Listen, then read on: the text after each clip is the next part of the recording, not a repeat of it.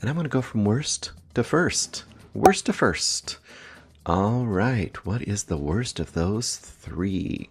I Will Never Leave You Alone is the worst, in my opinion. This is directed by D.W. Medoff, starring a few people, but mostly starring Kenneth Trujillo and Katerina Eichenberger. Sorry, I'm ready to read the IMDb. I usually have notes. I don't have any notes this week because I had nothing to write on and I was watching on my phone. Eichenberger, I believe that's right. Okay, this is low budget horror movie, so I'm not going to expect a ton from a low budget horror movie. I should be kind of friendly to it. So it's really just how does it work in the world that it's giving you. Unfortunately, it doesn't work very well, to my opinion. Okay, here's the deal. Kind of a cool setup. I'll give you that. So the setup is this. This main dude, he's in men prison. You don't know what for, but he's been in prison and he's finally getting out.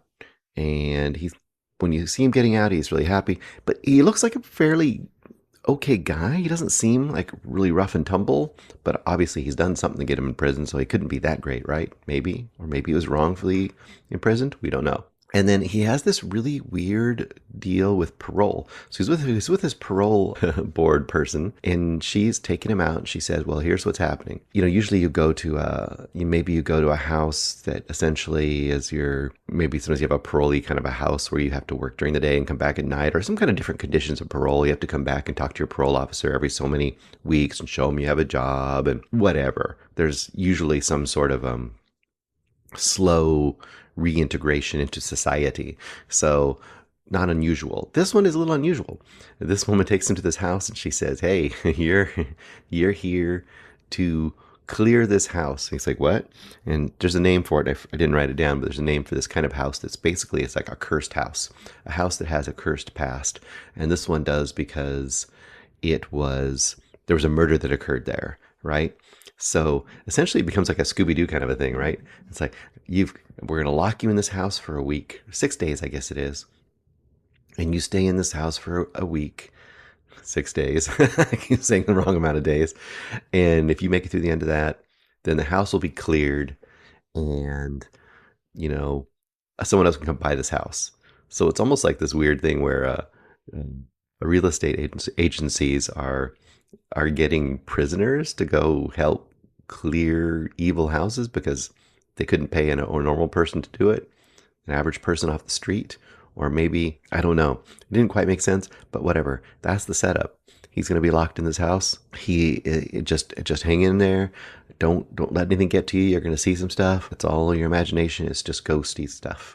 So don't let it get to you. And then when it's all said and done, I guess you'll just be able to live your normal life. You don't get the house. So it's not really a great deal either, but whatever. He's essentially just barely out of being prisoned, so he's kind of a prisoner still. Whatever, that's the situation.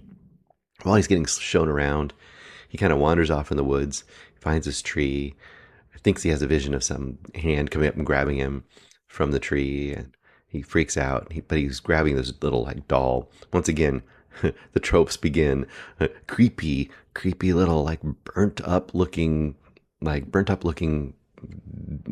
ragged, gross doll that no one would pick up other than to look at it and then drop it again. But he picks it up and runs after thinks he gets grabbed by something from the tree. And then he meets back up with the real estate / parole lady and the groundskeeper guy. And they're like, "Oh, well, that was a witch tree." He's like, "Wait, what? A witch tree? Oh, yeah, it's a witch tree." Anyway, this place has a witch or a haunting, and yeah, you'll hear more about that later in this movie, but on it goes. The basic idea, of course, doesn't quite work, mostly for me because it's so tropey throughout. My basic review is that if you like movies that are like really things you've seen before, tons of cheap jump scares, a monster that's not very scary, or not even a monster, I guess a witch that's not very scary, and lots of a guy just walking around a house thinking it's kind of spooky when it's not that spooky, then this is your movie. It wasn't for me. The whole movie, something about the tone and the way they approach things just did not work. It was the witch looked funny. The over histrionics of the wife. I want to give this like 3-star banger, but it's not. It's not good. It doesn't do what it tries to do well, I don't think. So 2 stars is kind of generous for this movie because you know what? I'm going to say it's a 1 star banger. That is a weird one where it's really bad in all accounts. It doesn't work at all, but there's some weird level of entertainment in it because of its just missing the mark in so many ways. So I'm going to make it a 1 star banger. I'm sorry, filmmakers. I'm sorry, but that's my reaction to this movie.